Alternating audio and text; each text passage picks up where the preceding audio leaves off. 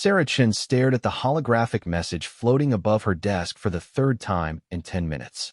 The alien script shimmered with an otherworldly blue light, automatically translating into perfect English as she watched. The words remained the same no matter how many times she read them. Dr. Sarah Chin, your expertise in quantum mechanics and theoretical physics has drawn our attention. We cordially invite you to participate in an interspecies scientific exchange aboard our research vessel. Transportation will be provided at your convenience. Please respond within 72 Earth hours. The message was signed with a symbol she didn't recognize, followed by what appeared to be coordinates in space.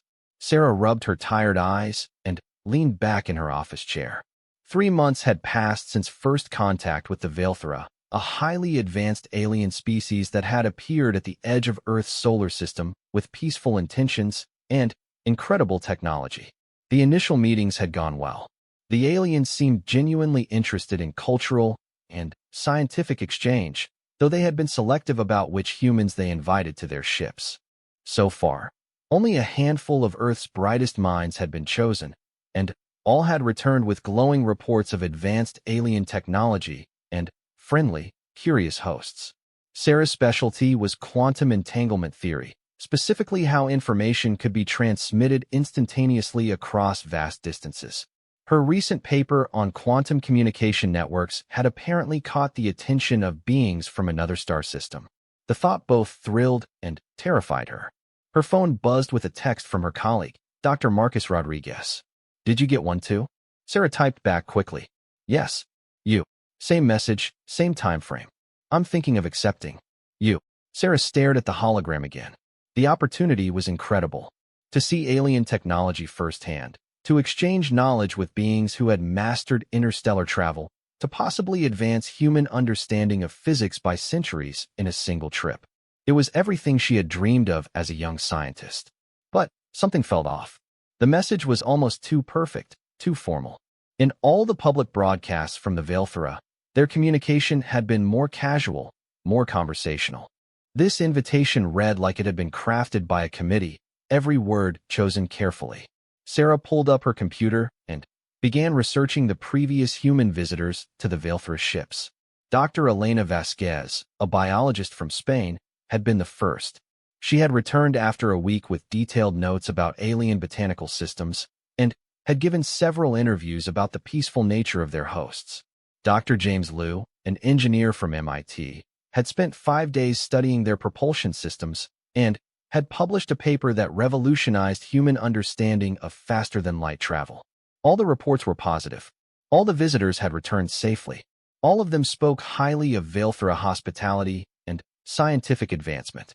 So why did Sarah feel uneasy? She decided to dig deeper.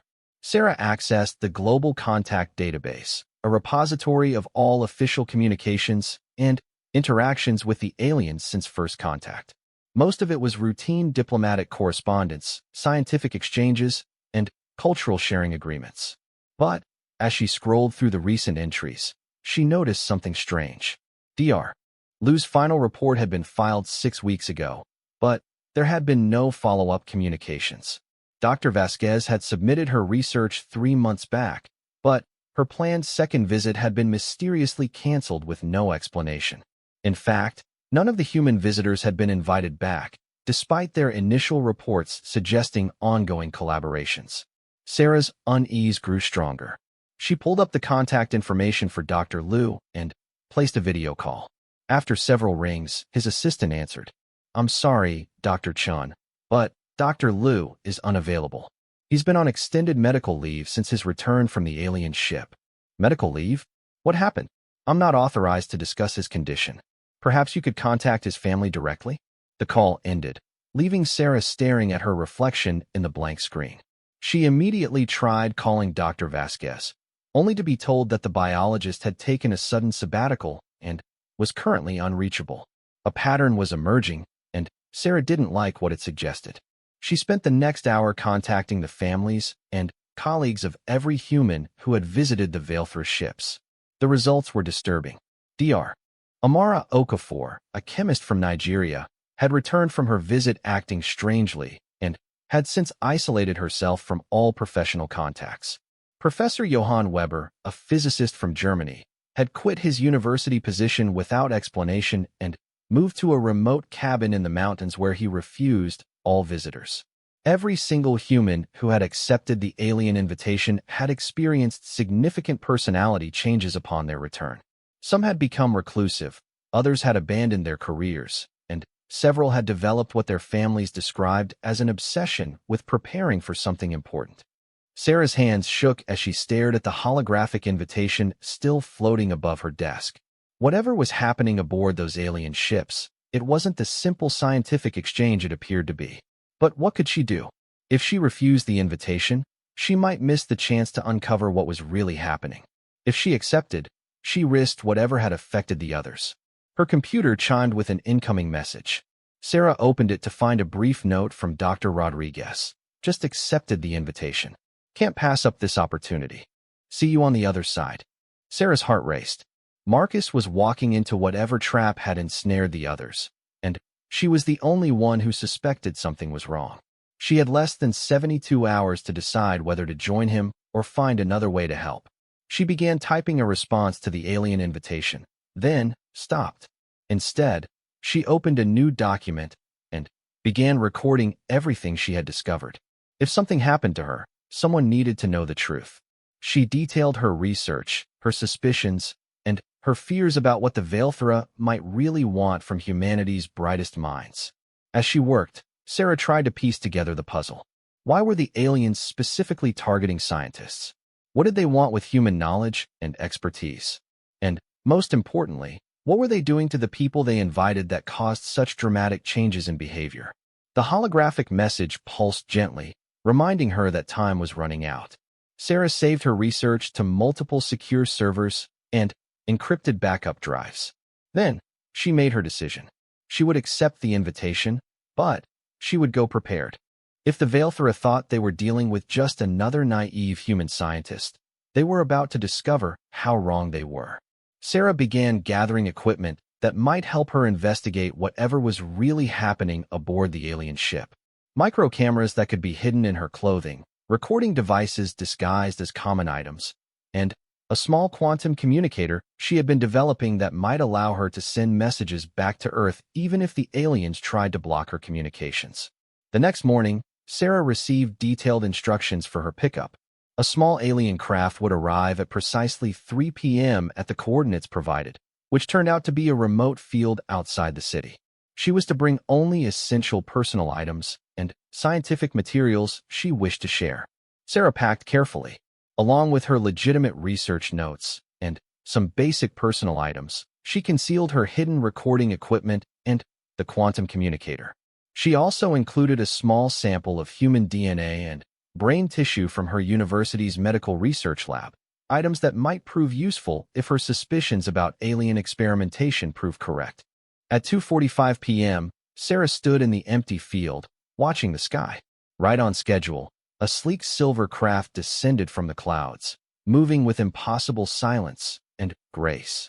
It was beautiful and terrifying at the same time, a testament to technology far beyond human understanding. The ship landed with barely a whisper, and a section of its hull dissolved to reveal an opening. A figure emerged that Sarah recognized from the first contact broadcasts as a Veilthra. They were tall and slender, with pale blue skin and large, dark eyes. Their movements were fluid and graceful, almost hypnotic to watch. "Dr. Chun," the alien said in perfect English, its voice melodic and warm. "I am researcher Zethkar. We are honored by your acceptance of our invitation." "Thank you for the opportunity," Sarah replied, trying to keep her voice steady. "I'm looking forward to learning from each other." Zethkar gestured toward the ship's opening. "Please, come aboard. We have much to show you." Sarah took a deep breath and stepped into the alien vessel, not knowing if she would ever see Earth again. But she was determined to uncover the truth, whatever the cost. As the ship's entrance sealed behind her, and they began ascending toward the stars, Sarah activated her hidden recording devices and prepared for whatever awaited her in the depths of space. The interior of the ship was even more impressive than its exterior. The walls seemed to be made of some kind of living metal that pulsed with soft bioluminescent patterns. The air smelled of ozone, and something floral that Sarah couldn't identify. Gravity remained normal, suggesting the aliens had mastered artificial gravity generation. Zethkar led her through corridors that curved and branched in ways that defied conventional ship design. Other Veilthra moved past them, nodding politely but showing little interest in the human visitor. Sarah noticed that they all had the same serene, almost vacant expressions, as if they were all sharing the same peaceful dream. "Your quarters are prepared," Zethkar said as they walked. "You will find them comfortable, designed specifically for human physiological needs. Tomorrow we will begin our exchanges, but tonight we thought you might enjoy a welcome reception with the other researchers currently aboard our vessel." "Other researchers?" Sarah asked, her pulse quickening. "You mean other humans?" "Yes, Dr. Rodriguez arrived this morning, as did Dr. Kim from Seoul National University. You will find them in excellent spirits, very excited about the work we are doing together." Sarah's hidden cameras captured everything as they continued through the ship. She noticed that there were no visible doors or control panels, suggesting the aliens controlled their technology through methods humans didn't understand. She also observed that they passed no obvious weapons or defensive systems, which either meant the ship was incredibly peaceful or its defenses were beyond human recognition. When they finally reached her quarters, Sarah was surprised by how normal they looked. The room contained a bed, desk, and bathroom that could have come from any high-end hotel on Earth. Only the walls, which displayed a slowly shifting pattern of stars and nebulae, reminded her that she was aboard an alien vessel. "Rest well, Dr. Chun," Zethkar said with what might have been a smile. "Tomorrow begins a new chapter in human understanding of the universe." As soon as the alien left and the door sealed shut, Sarah began a careful examination of her quarters. Her hidden scanners detected no obvious surveillance equipment, but she couldn't be sure the aliens weren't monitoring her through methods her technology couldn't detect.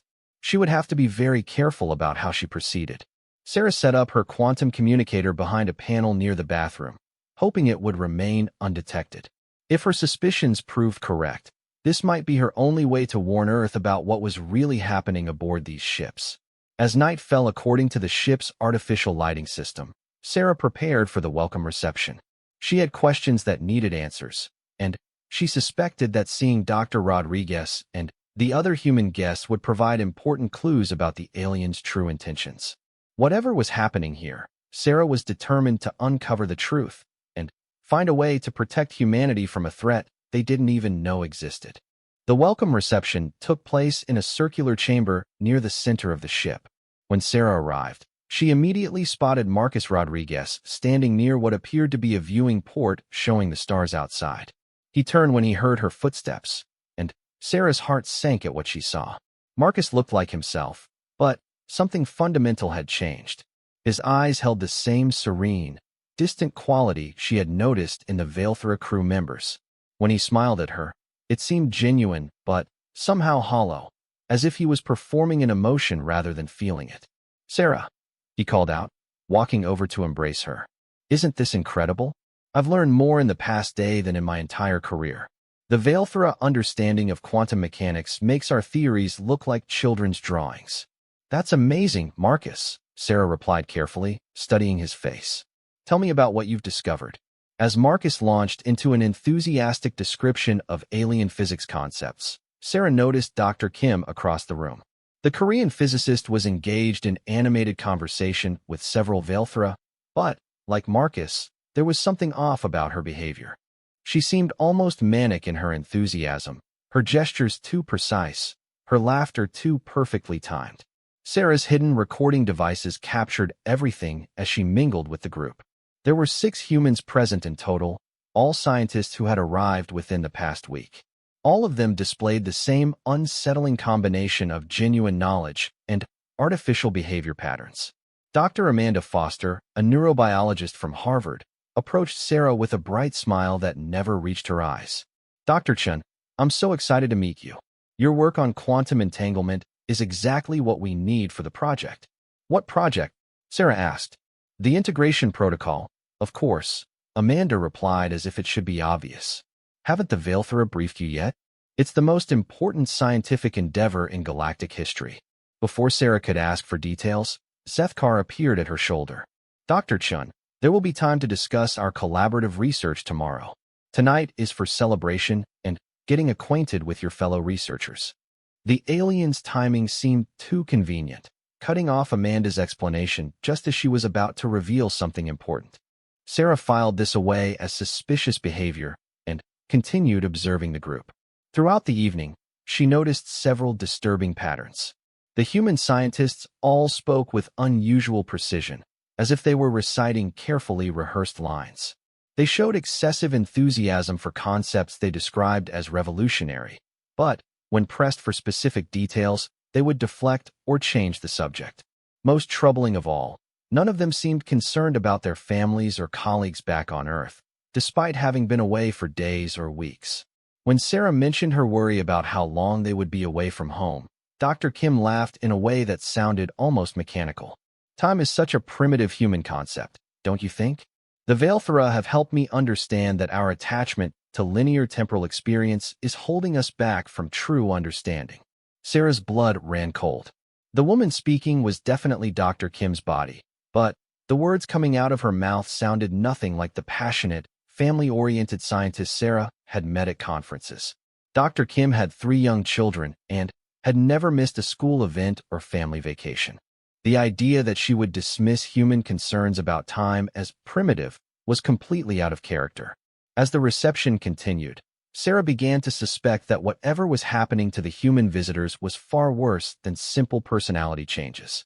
It was as if their minds were being rewritten, their fundamental beliefs and values altered to align with some alien agenda. When the gathering finally ended, Sarah returned to her quarters with her head spinning. She activated her quantum communicator and began composing a coded message to her research assistant back on Earth. She couldn't risk being too direct in case the aliens detected the transmission, so she used a prearranged code they had developed for sensitive communications. Research proceeding as expected. Subject behavior modification protocols showing significant efficacy. Recommend immediate implementation of containment procedures for all pending participants. Will provide detailed analysis upon completion of observation phase. To any casual observer, it would look like a standard research update. But her assistant would understand that it meant the aliens were doing something terrible to human visitors, and that Earth needed to stop sending more people. Sarah sent the message and hoped it would reach Earth before more scientists fell into whatever trap she had discovered. Then, she prepared for sleep, knowing that tomorrow would bring her face to face with whatever the Veilthra were really doing to humanity's brightest minds. She set her hidden cameras to record throughout the night, hoping to capture any activity while she slept. If the aliens were monitoring her dreams or conducting procedures while she was unconscious, she needed evidence. Sarah lay in the alien bed, staring at the shifting star patterns on the walls, and tried to piece together what she had learned. The aliens were targeting scientists specifically, people whose knowledge and expertise would be valuable for some kind of integration protocol. They were altering human behavior and thought patterns, possibly through advanced neurology or psychology techniques that were beyond human understanding. But what was their end goal? Were they trying to steal human knowledge? Convert human scientists into willing collaborators? Or was something even more sinister happening aboard these ships? Sarah's last conscious thought before exhaustion overtook her was a determination to find answers, no matter what risks she had to take. She woke to the sound of soft chimes filling her quarters. According to her watch, she had slept for exactly 8 hours, though she felt more rested than she should after such a stressful day. Her hidden cameras showed no unusual activity during the night, but Sarah couldn't shake the feeling that something had happened while she was unconscious. A gentle knock at her door announced Zethkar's arrival. The alien entered when she called out, carrying what appeared to be breakfast on a tray made of the same living metal as the ship's walls. "Good morning, Dr. Chun. I trust you slept well?" The ship's biorhythm generators are calibrated to promote optimal rest cycles for human physiology. "I did sleep well, thank you," Sarah replied, though she wondered what else those biorhythm generators might be doing besides regulating sleep. "I'm eager to begin learning about your research." "Excellent. Today we will introduce you to the integration protocol. It is the culmination of centuries of Veilthra scientific advancement, and We believe human perspectives will provide valuable insights. Sarah maintained her expression of polite interest while her mind raced. Whatever this integration protocol was, it was clearly the heart of the aliens' agenda. She would need to be very careful about how she responded to what they showed her. After breakfast, Zethkar led her deeper into the ship than she had been before. They passed through sections that seemed more organic, with walls that pulsed rhythmically like living tissue. The air grew warmer and more humid, and Sarah could hear a low humming sound that seemed to come from the ship itself. Our research facilities are housed in the biological sections of the vessel, Zethkar explained. The ship itself is a living organism, grown rather than built. It provides optimal conditions for sensitive scientific work. They entered a vast chamber filled with equipment that defied Sarah's understanding. Crystalline structures grew from the floor and ceiling, connected by networks of what looked like metallic vines. Holographic displays showed complex data streams that hurt Sarah's eyes to look at directly. And throughout the chamber, both Valthera and human scientists worked with intense concentration.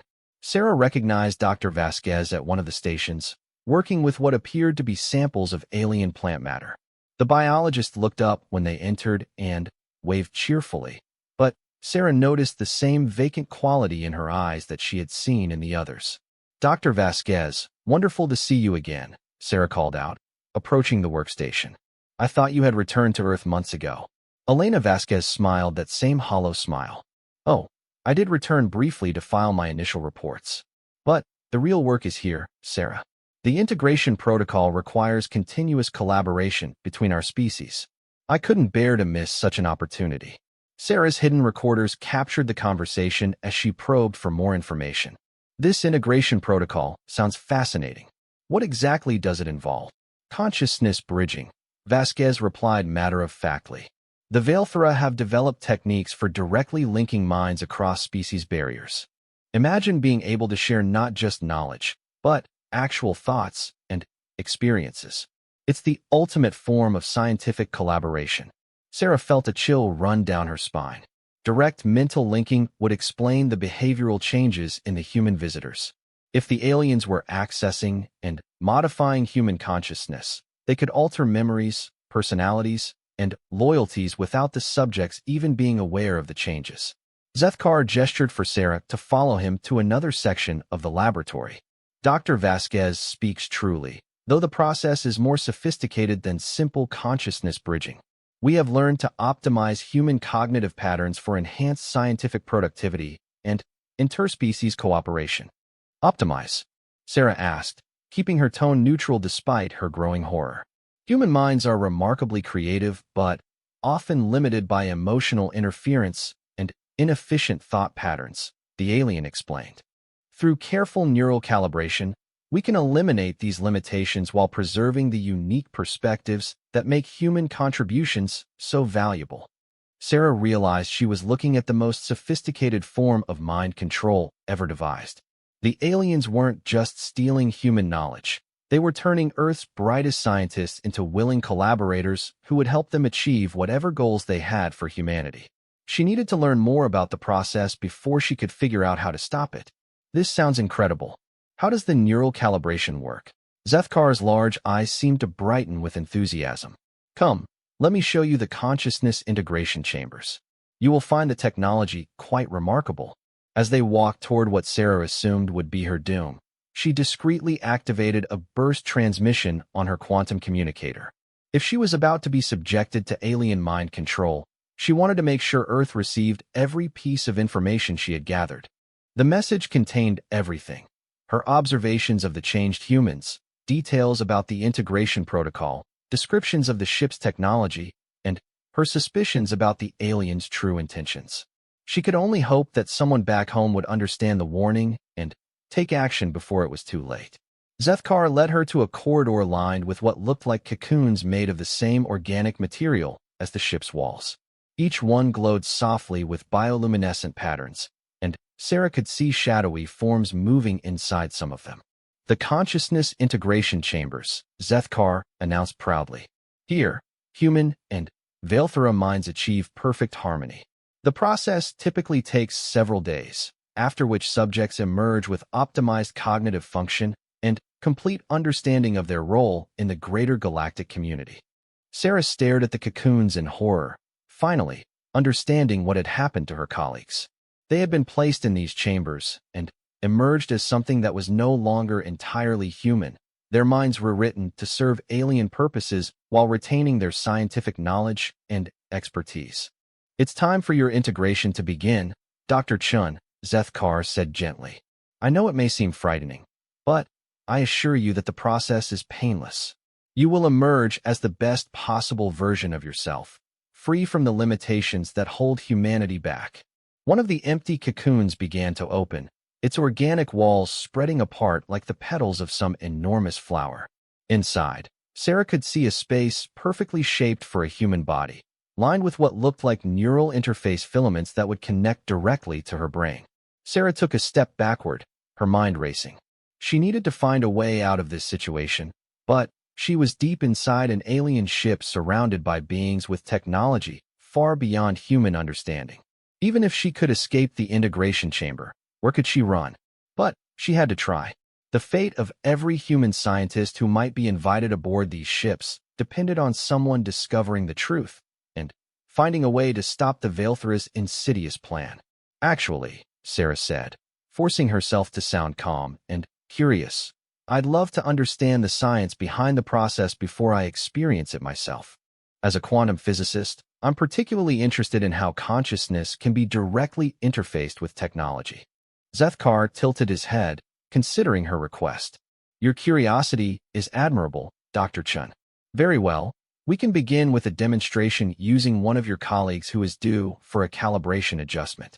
The alien led her to a control panel covered in symbols that hurt to look at. As he manipulated the interface, one of the occupied cocoons began to open, revealing Dr. Liu inside. The physicist's body was covered in the neural filaments, and his eyes moved rapidly beneath closed lids, as if he was experiencing intense dreams. "Dr. Liu's integration was completed several weeks ago," Zethkar explained. "However, we occasionally need to make minor adjustments to ensure optimal performance. Observe how seamlessly the consciousness calibration process functions." Sarah watched in fascination and horror as holographic displays showed what appeared to be real-time images of Liu's brain activity. She could see patterns being imposed on his neural networks, thought processes being redirected, and memories being modified or suppressed. It was the most advanced form of brainwashing she could imagine, carried out with surgical precision using technology that made human neuroscience look primitive. But, as she studied the process, Sarah began to notice something interesting. The alien technology, advanced as it was, seemed to operate on principles she could understand. The quantum mechanical foundations of consciousness transfer were similar to theories she had been working on for years. If she could figure out how to disrupt the process, Sarah began formulating a desperate plan. She had equipment hidden in her quarters that might be able to interfere with the alien's consciousness manipulation technology. But first, she needed to get back to her room without arousing suspicion. "This is absolutely fascinating," she told Zethkar truthfully. "I can see how this technology could revolutionize cognitive science. However, I'd like to review my notes and prepare some questions before we proceed with my integration. Would it be possible to begin tomorrow instead?" The alien considered her request. "I suppose a brief delay would not be problematic. Human minds often benefit from time to process new concepts before undergoing optimization." "Very well, we will proceed tomorrow morning." Sarah barely contained her relief as Zethkar escorted her back to her quarters. She had bought herself some time, but she wasn't sure it would be enough to execute the plan that was forming in her mind. As soon as she was alone, Sarah began working frantically. She had less than 18 hours to find a way to disrupt the alien technology and escape the ship before her own mind was rewritten. The quantum communicator had the components she needed, but modifying it would require precision work under impossible time pressure. As she worked, Sarah sent another coded message to Earth. Integration process confirmed as hostile neural modification. Immediate quarantine of all alien contact recommended. Attempting countermeasures, but success uncertain. Then, she settled down for the most important engineering challenge of her life. If she succeeded, she might be able to save not just herself, but all of humanity from an insidious invasion disguised as peaceful scientific exchange. If she failed, she would become just another converted scientist, helping the aliens perfect their techniques for the systematic conquest of human civilization. Sarah worked through the night, her hands moving with desperate precision as she modified her quantum communicator into something entirely different. The device had originally been designed to send information across vast distances instantly through quantum entanglement. But the same principles that allowed instantaneous communication could theoretically be used to create quantum interference patterns. If her calculations were correct, she could generate a localized field that would disrupt the quantum coherence of the alien consciousness manipulation technology. It was a long shot based on theoretical physics that had never been tested, but it was her only chance. As she worked, Sarah thought about the horrifying implications of what she had discovered. The Veilthrow weren't just studying human science. They were systematically converting Earth's intellectual elite into willing collaborators. Each modified scientist would return to Earth eventually, carrying alien influence and possibly helping to recruit more victims. The integration process was insidious because it preserved everything that made the scientists valuable while altering their fundamental loyalties and decision-making processes. From the outside, they would appear to be the same brilliant minds who had left Earth. Only someone who knew them intimately would notice the subtle but profound changes in their personalities. Sarah finished the modifications to her communicator just as the ship's lighting system began simulating dawn.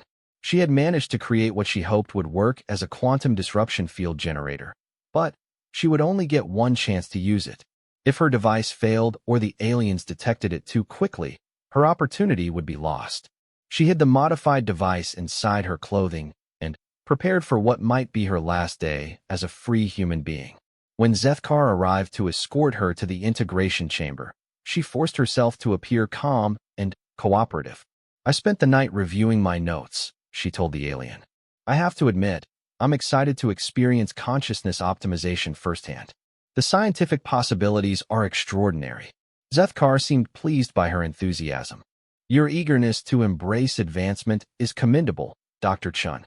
Many humans initially resist the integration process due to primitive fears about identity preservation." As they walked through the ship's organic corridors, Sarah used her hidden cameras to record everything.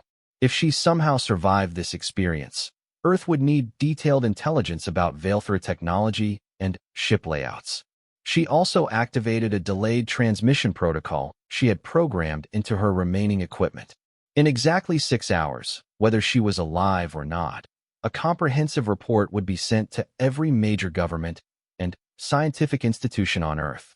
They arrived at the integration chambers to find several Veilthrow technicians preparing the equipment.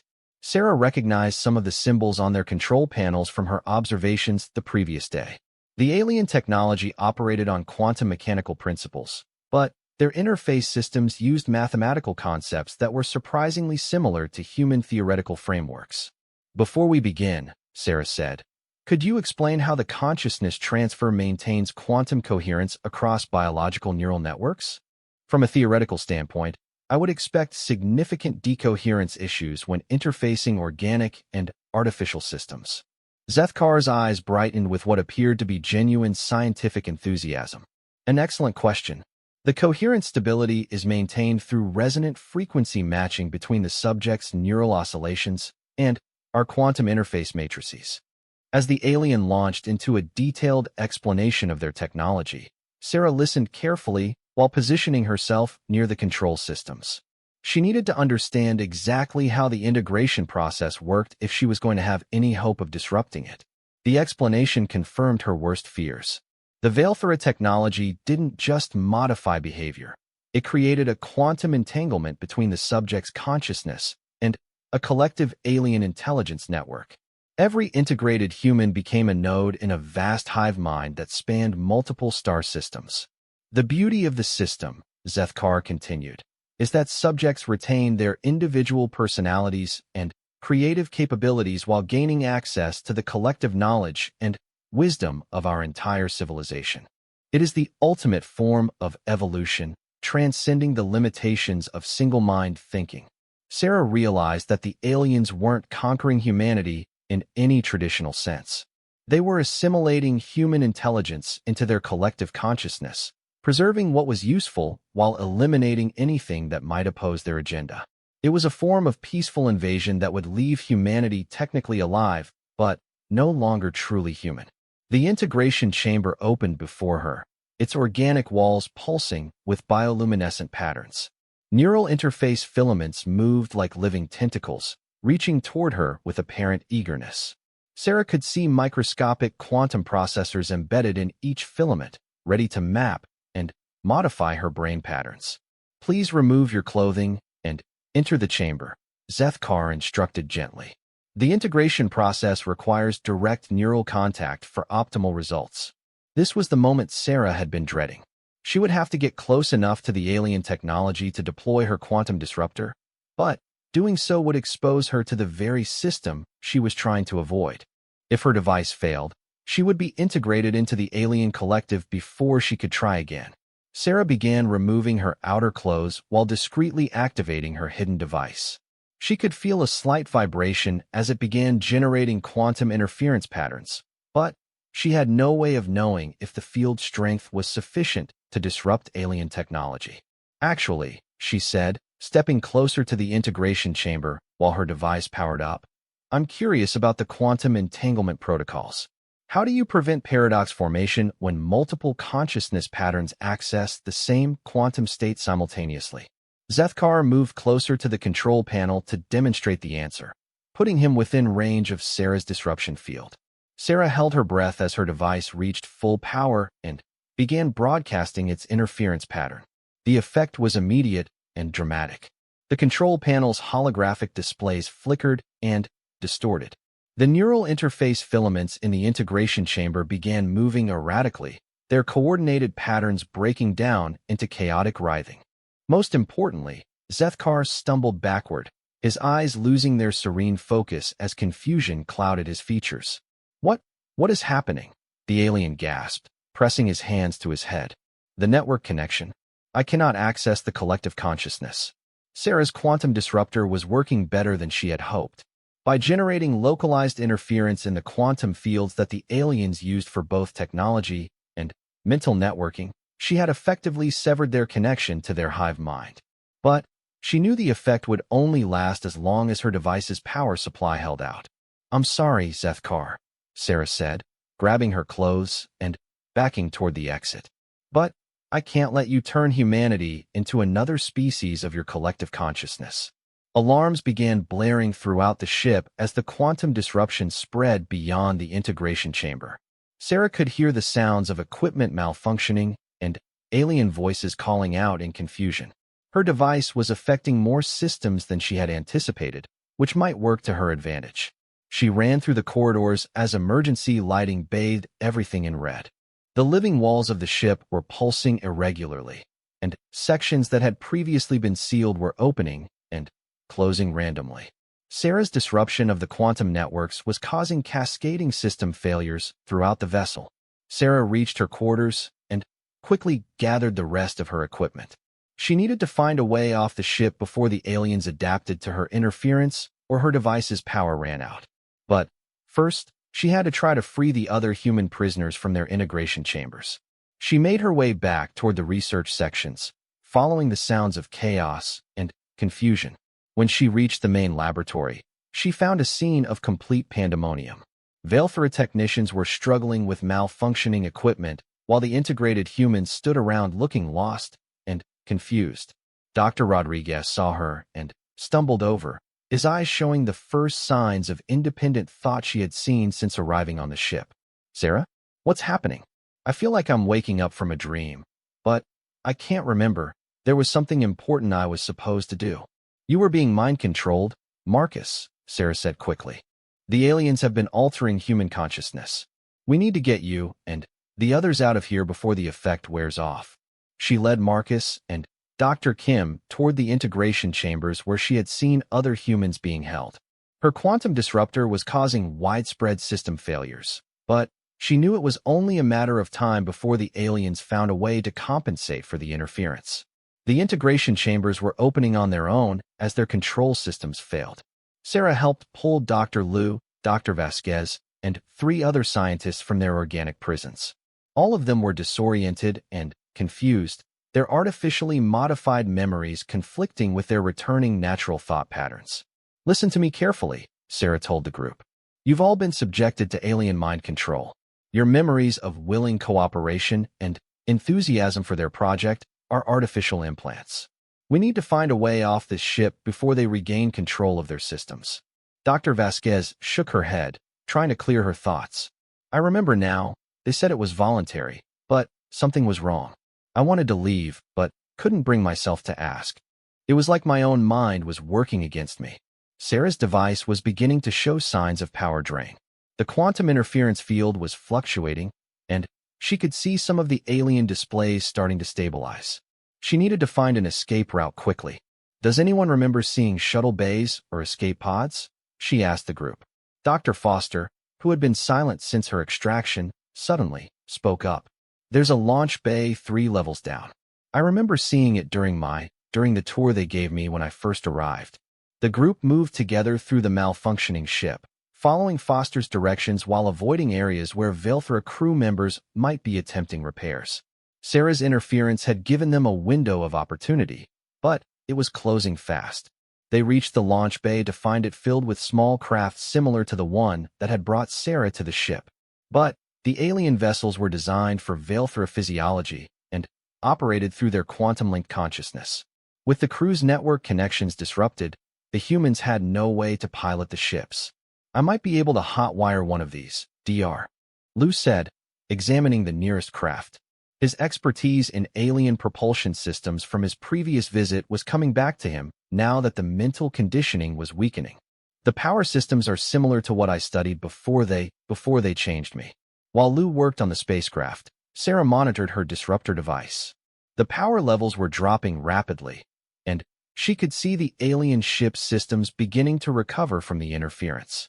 They had maybe 10 more minutes before the Velthra regained full control of their technology and their collective consciousness network. "Sarah," Dr. Rodriguez said quietly, "what's going to happen when we get back to Earth? If the aliens have other ships and other human scientists?" "I've been sending intelligence reports back to Earth," Sarah replied. "If my messages got through, hopefully someone is taking action to prevent more invitations from being accepted." The craft Lou was working on suddenly hummed to life. "I think I've got it," he called out. "But I'm not sure how long these modifications will hold. We need to leave now." The 7 humans crowded into the alien craft just as Sarah's disruptor finally exhausted its power supply. Almost immediately, they could feel the ship around them coming back to full functionality. The launch bay's organic doors were beginning to seal shut. Lou engaged the propulsion system just as the opening narrowed to barely the width of their craft. They shot out into space, free of the Velthra vessel, but far from safe. They were in a small alien ship with limited life support, surrounded by the vast emptiness of space, with no guarantee they could reach Earth before being recaptured. Behind them, the massive Velthra research vessel was already changing course to pursue them.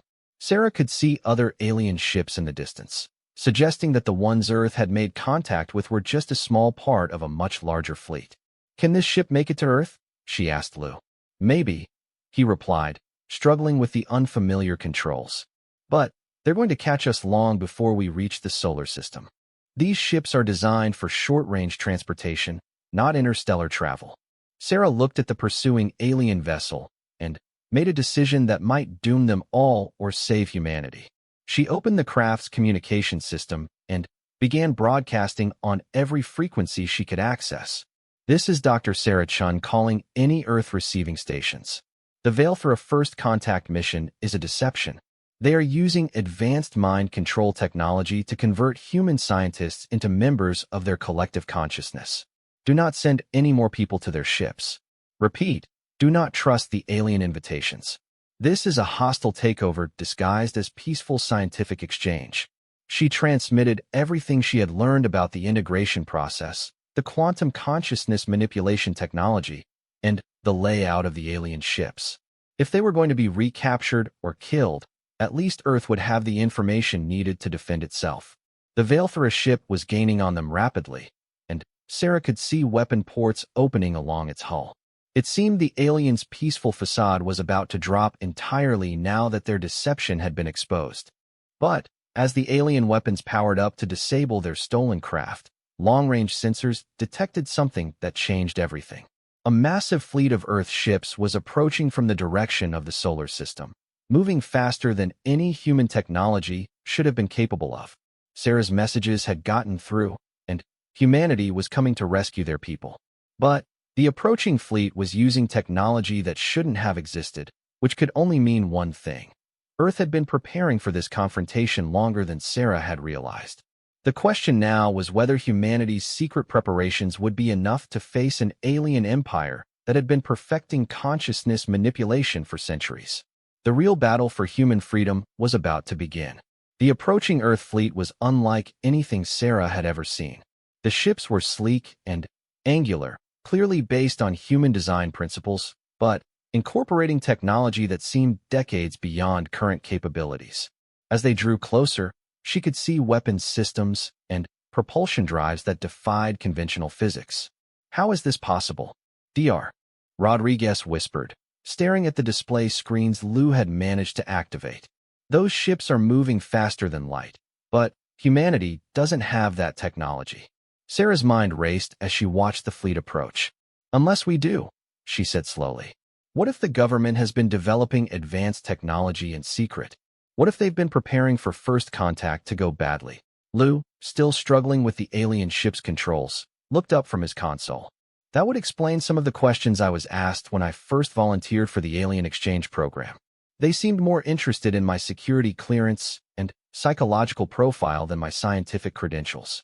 The pursuing Veilthra vessel had stopped advancing and was now holding position between the escaped humans and the approaching Earth fleet. Sarah could see its weapons systems powering up, but the aliens seemed hesitant to engage with the larger human force. Sarah's communication system crackled to life with an incoming transmission. "This is Admiral Chun of the Earth Defense Force. Unknown vessel, identify yourself and state your intentions." Sarah nearly laughed at the irony. "Admiral Chun? That's my uncle. I didn't even know he was in the military." She activated the transmitter. "Admiral Chun, this is Dr. Sarah Chun. I'm aboard a stolen Veilthra craft with 6 other rescued human scientists. The alien first contact mission is a hostile deception involving advanced mind control technology." There was a brief pause before her uncle's familiar voice responded. "Sarah, what the hell are you doing out there? You were supposed to decline their invitation and report any suspicious activity through proper channels." "Wait," Sarah said, confusion flooding her mind. "You knew about this? You knew the aliens were dangerous?" "Stand by for secure pickup," Admiral Chen replied. "We'll explain everything once you're safely aboard the flagship." 2 sleek Earth fighters detached from the main fleet and moved to escort Sarah's stolen craft. The Veilthra ship made no attempt to interfere, instead retreating toward its larger mothership. Within minutes, Sarah and the other rescued scientists were being transferred to the human flagship through a docking tube that sealed perfectly with the alien vessel's hull. Admiral Chun was waiting for them in the docking bay, surrounded by Marines in advanced combat armor. He looked exactly like Sarah remembered from family gatherings, but his expression was grim and his uniform bore insignia she didn't recognize. "Sarah, you've caused quite a stir," he said, embracing her briefly before stepping back to address the group. "All of you need immediate medical evaluation and debriefing. We need to know exactly what the Veilthra did to you and how much of your original personalities remain intact." Dr. Vasquez stepped forward, still looking disoriented. "Admiral, we were subjected to some kind of neural modification process. They called it consciousness optimization, but it was really sophisticated brainwashing. How long have you known about this?" Admiral Chin gestured for the group to follow him through corridors that looked startlingly advanced compared to any human technology Sarah had seen before. "Earth has been preparing for hostile first contact scenarios for over 50 years. When the Veilthra appeared 3 months ago, we initiated Operation Mindbridge to investigate their true intentions." "Mindbridge?" Sarah asked. "You mean this was all planned? The scientist exchanges, everything?" "Not exactly," her uncle replied as they entered a briefing room filled with holographic displays and communication equipment. We hoped the Veilthra were genuinely peaceful. But we've learned to be paranoid about alien motivations. Every human who accepted their invitation was actually a volunteer intelligence operative with specialized training and hidden recording equipment. Sarah stared at him in shock. You're saying Marcus and the others were spies? Dr. Rodriguez spoke up, his memory clearly returning. I remember now. The conditioning made me forget, but I volunteered for a classified mission to investigate alien intentions from the inside. We all did. But the personality changes, Dr. Kim added. The neural modification was real. I can feel the difference in my thinking patterns even now. Admiral Chen nodded grimly. That's why we need you in medical immediately. We've been developing countermeasures based on the intelligence reports you managed to transmit. But we need to understand the full extent of the modifications before we can reverse them. A junior officer approached and whispered something in the Admiral's ear. His expression grew even more serious. I'm afraid we'll have to continue this briefing later. The Veilthra fleet is moving to surround us, and they're demanding the return of their research subjects. Sarah looked at the tactical displays showing dozens of alien ships converging on their position. They're not going to let us go, are they? No, Admiral Chen replied. And this was always a possibility we prepared for. Operation Mindbridge was designed to gather intelligence about their capabilities and intentions. Now that we know they're hostile, it's time for Phase 2. He activated a ship-wide communication channel. All hands, this is Admiral Chen. Initiate quantum shield protocols and prepare for engagement. Today we find out if 50 years of preparation was enough. The ship around them began to hum with energy as systems Sarah couldn't identify came online. Through the viewports, she could see rippling fields of energy forming around the Earth fleet, creating barriers that distorted space itself. Quantum shields, Sarah asked, fascinated despite the danger. Based on your theories, actually, Admiral Chen said with a slight smile. Your research into quantum entanglement communication led to developments in quantum field manipulation that you never imagined. We've been preparing for this fight longer than you know. The lead Veilthra ship opened communication channels, and Zethkar's face appeared on the main screen. The alien looked different now, his serene expression replaced by something much colder and more calculating. Admiral Chen, Zethkar said, his melodic voice carrying new undertones of threat. You have interfered with a legitimate scientific exchange program. Return our research subjects immediately or face the consequences of opposing the Veilthra Collective. Research subjects? Admiral Chen replied. You mean the human beings you were systematically brainwashing? I'm afraid we can't allow that to continue. Zethkar's eyes narrowed. Humans are a primitive species incapable of understanding the benefits of consciousness optimization. You are denying your own people the opportunity to transcend their biological limitations and join a galactic community of enlightened minds. Sarah stepped forward to address the alien directly. I've seen your enlightened community, Zethkar. You strip away everything that makes people human and turn them into nodes in your collective consciousness. That's not transcendence, it's slavery. You speak from ignorance, the alien replied. Individual consciousness is chaotic and inefficient. The collective provides purpose, direction, and freedom from the suffering that comes with isolated existence. We offer humanity the chance to become something greater than the sum of its parts. We decline your offer, Admiral Chen said firmly. Humanity will remain free to choose its own path. Zethkar's image flickered as the communication was terminated. Immediately, the Veilthra ships began moving into attack formation, their weapons systems charging with alien energy that made space itself seem to bend and twist. Here they come, Admiral Chen announced. All ships engage at will.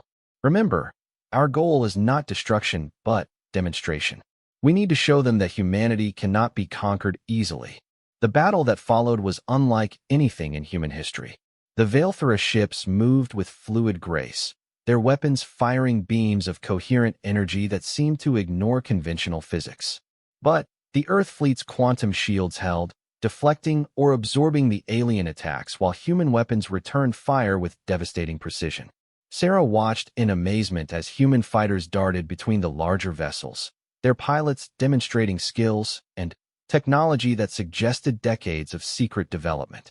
The ships moved like nothing she had ever seen before, making impossible maneuvers that defied gravitational forces. "How long have you been preparing for this?" she asked her uncle as the battle raged around them. "Since 1975, he replied, monitoring tactical displays while issuing orders to the fleet. When we first detected signs of intelligent alien technology at the edge of our solar system. 50 years of secret research, development, and training, all based on the assumption that any species capable of interstellar travel might also be capable of conquest. A Veilthra ship broke through the human defensive line and fired directly at their flagship. Sarah braced for impact, but the quantum shields held, dispersing the alien weapon's energy into harmless radiation. Human counterattack followed immediately, striking the alien vessel with weapons that seemed to tear holes in space itself. "Are we winning?" Dr. Liu asked, studying the tactical displays with professional interest. "We're holding our own," Admiral Chen replied. "But this is just the advance force. Intelligence suggests the Veilthra have much larger fleets throughout this region of the galaxy. Our goal today is to convince them that conquering humanity will be too costly to be worthwhile." The battle continued for another hour, with neither side gaining a decisive advantage. The Veilthra ships were more advanced, but the human fleet was larger and seemed to have been specifically designed to counter alien capabilities. It was becoming clear that Earth's military had indeed been preparing for this confrontation for decades. Finally, the alien ships began to withdraw, pulling back to a safe distance but not leaving the system entirely. Zethkar's image reappeared on the communication screen, his expression now showing something that might have been respect. "Your species is more developed than we anticipated," the alien admitted. "Perhaps consciousness optimization is not the only path to advancement." "Perhaps," Admiral Chun replied carefully. "But that's a conversation for diplomats, not warriors. Are you prepared to discuss terms for peaceful coexistence?" "The collective will consider your proposal," Zethkar said after a long pause. "But understand that this engagement has raised your species' profile considerably. Other powers in the galaxy will take notice of your capabilities. You may find that the Veilthra are among the least of your concerns in the coming years." The communication ended, and the alien fleet began moving away from the battle zone. But Sarah noticed that they weren't leaving the system entirely, instead taking up positions at the edge of human detection range. "Is it over?" she asked. Admiral Chen shook his head. "This was just the opening round. The Veilthra will be back, probably with allies and better preparation. But we've bought ourselves time to prepare, and we've gathered invaluable intelligence about their capabilities and intentions." He turned to address the rescued scientists. "Your mission isn't over yet. We need complete debriefings about everything you experienced, saw, and learned aboard their ships. That information will be crucial for developing better countermeasures and defensive strategies." Sarah looked at her fellow scientists, all of whom were still struggling with the lingering effects of alien mental conditioning. They had been through an ordeal that no human should have to endure, but they had also gathered intelligence that might save their entire species from absorption into an alien collective consciousness. "There's something else," Sarah said slowly. "Zethkar mentioned other powers in the galaxy. The Veilthra might not be the only species out there with designs on humanity." Admiral Chen nodded grimly. "We've suspected as much. First contact was always going to change everything for humanity. The question now is whether we can adapt quickly enough to survive in a galaxy full of species that see us as either threats or resources to be exploited." As Earth's fleet began the journey back to the solar system, Sarah realized that humanity was entering a new phase of its existence. The age of isolation was over, and the real challenges were just beginning. But for the first time since accepting the alien invitation, she felt genuinely hopeful about humanity's chances of remaining free. The battle had proven that humans could defend themselves against advanced alien technology when properly prepared. Now they just needed to stay ahead of the threats that were undoubtedly coming their way. 3 weeks after the confrontation with the Veilthra fleet, Sarah sat in a secure briefing room deep beneath the Pentagon, surrounded by military officers, government officials, and her fellow rescued scientists. The debriefing process had been exhaustive, with every detail of their experiences aboard the alien ships analyzed and cross-referenced with intelligence gathered by other means. Dr. Liu was finishing his technical presentation on Veilthra propulsion systems. The quantum resonance drives operate on principles we're still trying to fully understand, but our engineers believe we can adapt the technology for human use within 5 years. General Morrison, the Secretary of Defense, leaned forward in his chair. 5 years might be too long. Our deep space monitoring stations are detecting increased activity along the galactic rim. It appears other alien species are taking notice of our little skirmish with the Veilthra. Sarah looked up from her notes. What kind of activity? Unknown vessels conducting what appear to be reconnaissance missions, Admiral Chen replied. At least 3 different ship configurations, suggesting multiple species are investigating our capabilities. The Veilthra weren't exaggerating when they said we'd attracted attention. Dr. Vasquez, whose recovery from the neural conditioning had been slower than the others, spoke up hesitantly. During my time on their ship, I overheard conversations about something called the integration war. They mentioned other species that had resisted assimilation and the conflicts that resulted. The room fell silent as everyone absorbed the implications. Sarah had suspected that humanity's encounter with the Veilthra was part of a larger pattern, but confirmation that other species had faced similar threats was both reassuring and terrifying. Tell us everything you remember about these conversations, General Morrison said. Vasquez closed her eyes, concentrating.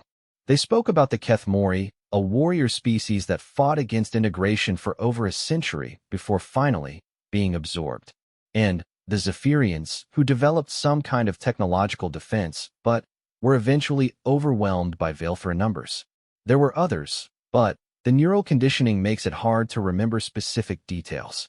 Dr. Rodriguez, who had been quietly reviewing technical data, suddenly looked up. Wait.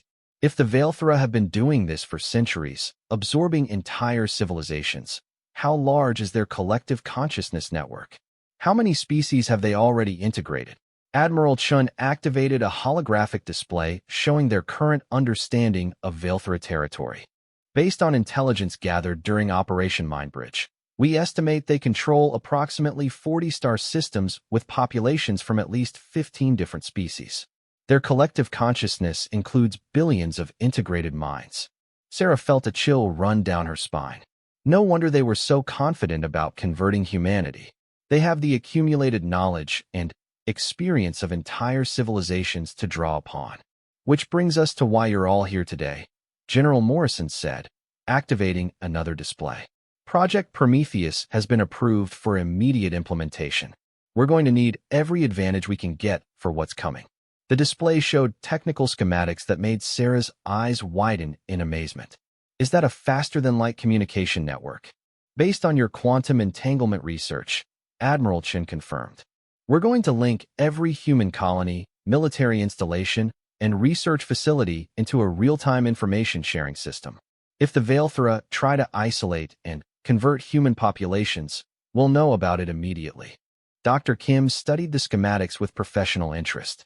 This is incredible work, but the power requirements for quantum entanglement on this scale would be enormous. How are you planning to generate that much energy?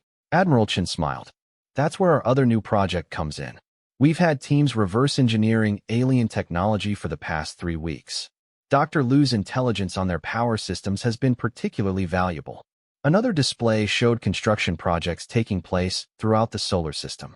Massive installations were being built around Jupiter's moons, in the asteroid belt, and at the edge of the solar system itself.